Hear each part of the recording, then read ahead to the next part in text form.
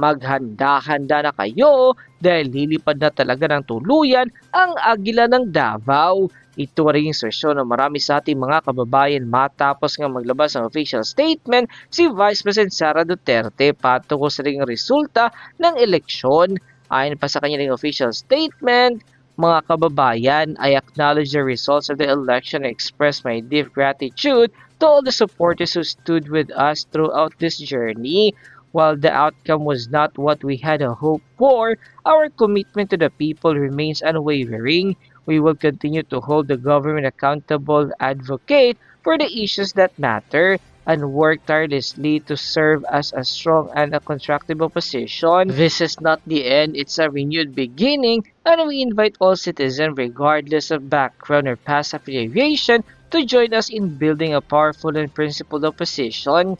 Together we can shape a future that is fair, inclusive, and just. Stand with us. Shukran. End quote. Sa naging official statement na ito ni Vice President Sara Duterte ay talaga namang nanindigan siya na gagawa siya ng makapangyarihang posisyon na handang gawin ang tama para sa ikabubuti ng sambayan ng Pilipino.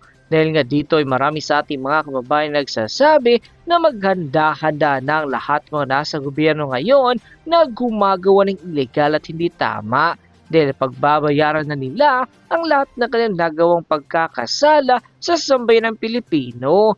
Ang nangyaring eleksyon ay isang patunay lamang na talagang pumapabor ang marami sa ating mga kababayan kay Vice President Sara Duterte. Kasi kung titignan natin ang resulta sa nasabing eleksyon, ay lahat ng mga taong naninira sa kanya ay talaga namang hindi na nanalo or hindi nanalo.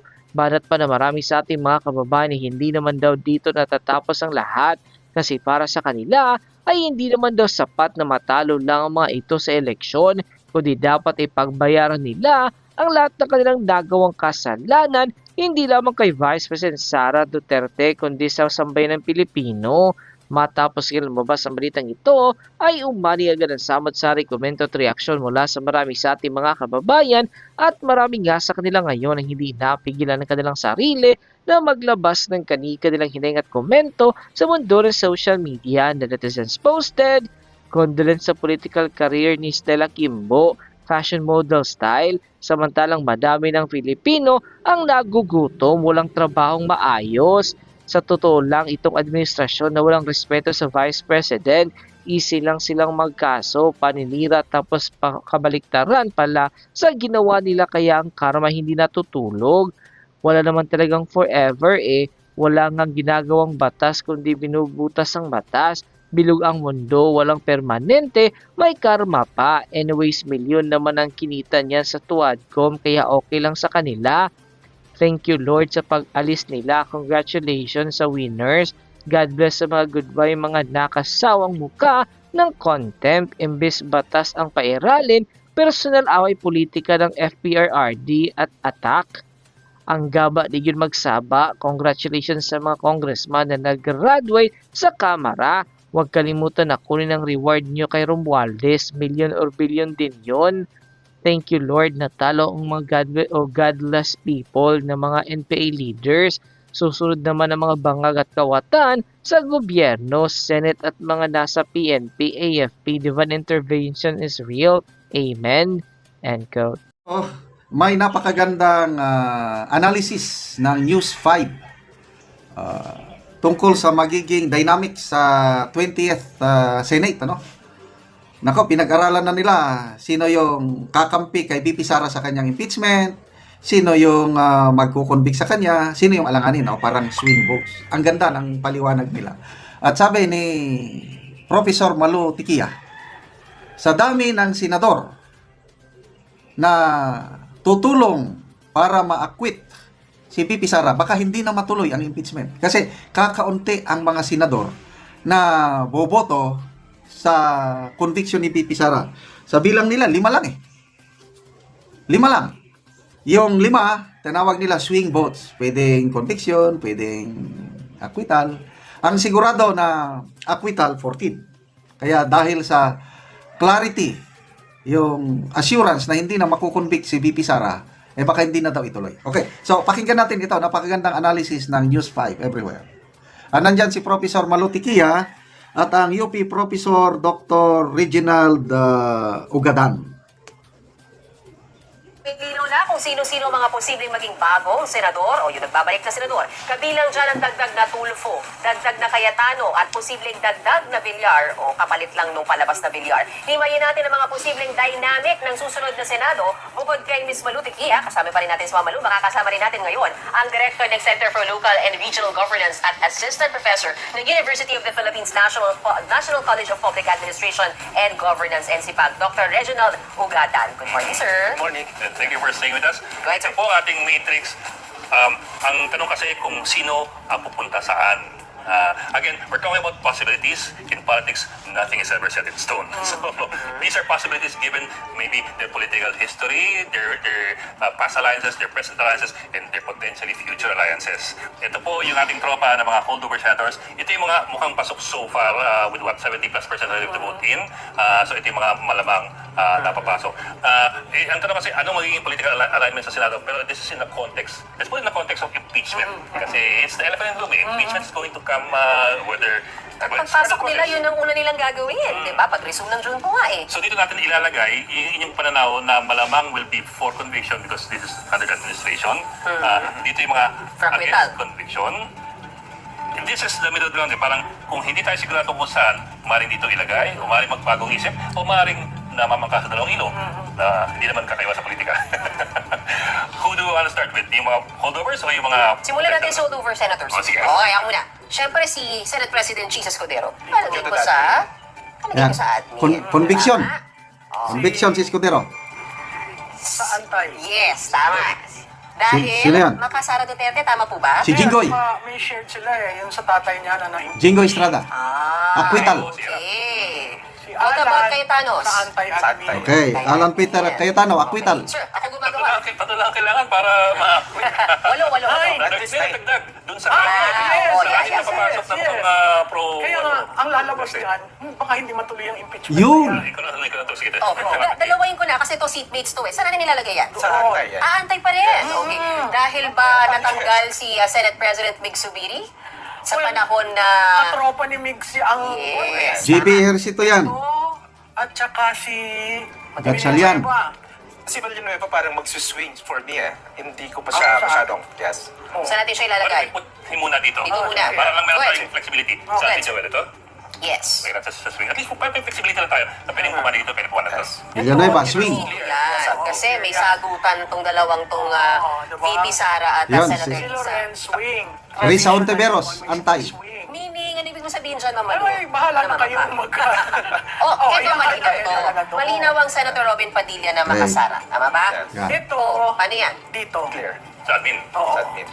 Sino yan? Bakit? Tulpo. Kasi nanalo siya under the admin, tapos, Tulpo. ano yan, para na silang pinagsasabong For the VP, 2028. oo. At saka, kung may papasok na kapatid, Mm-hmm. gusto, sa tingin ko sila yung magkapatid na gusto Magkahiwalay. Correct. Villiors. Yan, doon, Of syempre. course. Syempre naman. After Oh, the Mark Villar. political ad. Diyan, sa antay-admin. Uy, nakakailan na tayo dito. Oo Dito na. Oo. Dami, oh. Oh, dito na tayo. Possible winners. Go ahead, sir. So yan, Take it away. Okay, sa incumbent senators, yung automatic papasok, 7 ang tutulong kay Sara.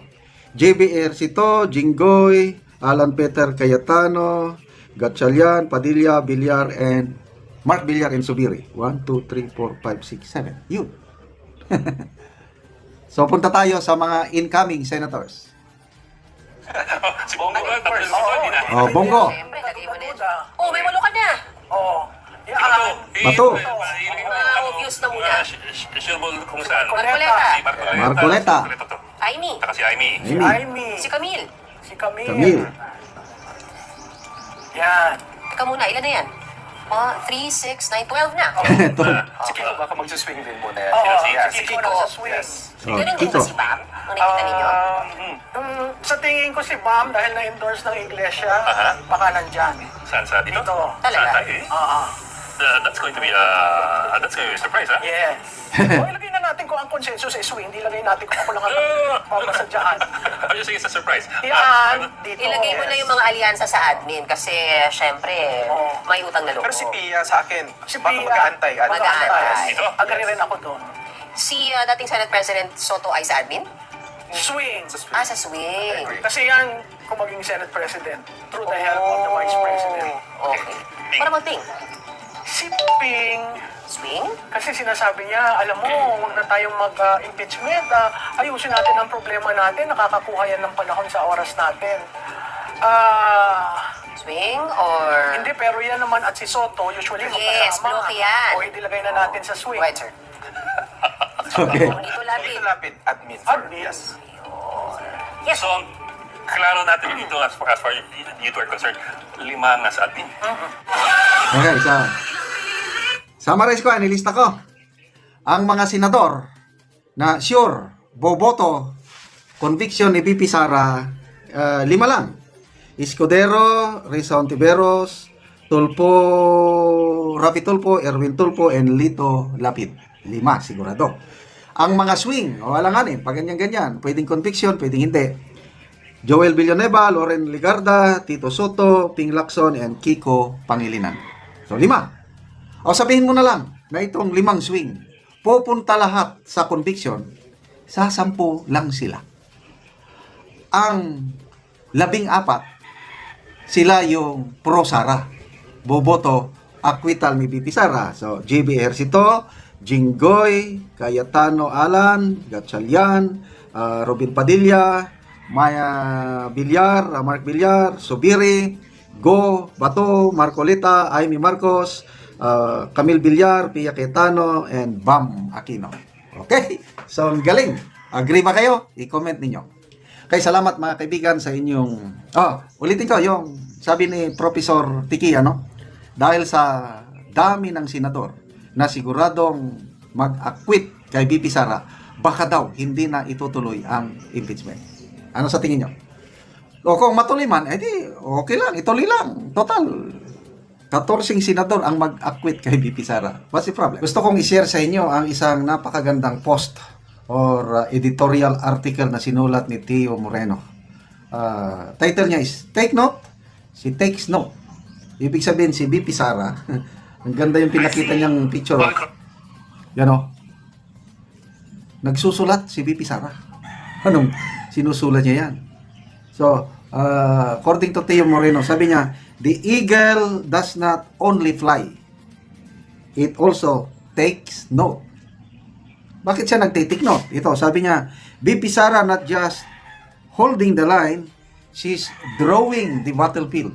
Parang general yan na ng kanyang strategy. And then, sinabi niya, VP Sara positioning herself not just to survive, but to win. Dati, survival mode siya noon Nung sinimula ng impeachment, kinidnap si PRRD, dinala sa Netherlands, yun, survival mode yun. Ngayon, okay, after itong election, dahil sa magandang resulta, yan na, attack. He's now on the offensive. He's now on the move to win. Okay, basahin ko itong article ni Teo Moreno. Sabi niya, only one senatorial candidate from Lakas CMD, Erwin Tulfo, made it to the Magic 12. None from the Partido Federal ng Pilipinas, President Bongbong Marcos Party, won a Senate seat